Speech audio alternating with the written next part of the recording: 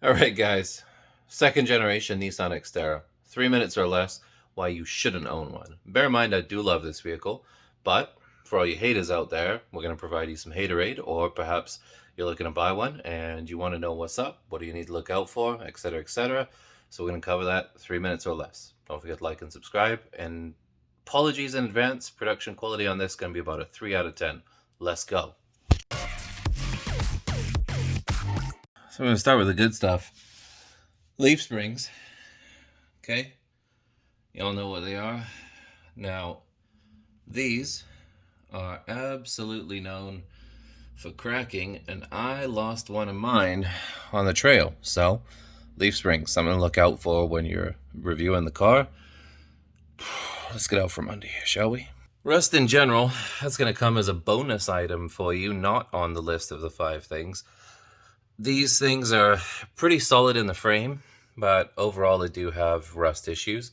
And you can always fix that with a can of spray paint and, you know, your best hopes and dreams. But unfortunately, they are plagued by it. So, while we're on the rust issue, I'm going to say, open the rear doors, take a look. This rubber weather stripping needs to be not installed on every single vehicle in production ever. All it does is trap moisture. Same thing as down here. Wheels. This bolt pattern is impossible to find. And your choice of aftermarket wheels is next to nothing on the Nissan Xterra. So if you're looking to upgrade to some cool wheels, spacer adapters, pretty much your only choice. Okay? So I warned you. It's fair. I told you. I told you. I'm not even going to pop the hood for this one. Timing chain guides. They are known to rattle. While we're on that, I'm also going to say catalytic converters, the primaries, unfortunately can suck the innards back up into the engine and kill your motor. So 2 things to look for. Catalytic converters are the originals. Timing chain guides, have they been done? Next. Yes, mileage. Yeah, you guessed it. I mean, this doesn't claim to be a fuel-efficient vehicle.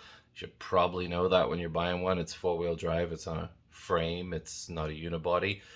Still, sucks gas like a pig. Like a pig. Last but not least, I'm going to say headlight output, because although I retrofitted projectors into mine, these are some of the dimmest headlights you're ever going to find. But honestly, that's all the bad things I really have to say about this thing. Maybe there'll be a few things I'll nitpick in between here and there, but that's almost the end of 3 minutes and I've listed at least 5 things. So that's the end of the video and you've been forewarned. Don't forget to like and subscribe. Thanks again.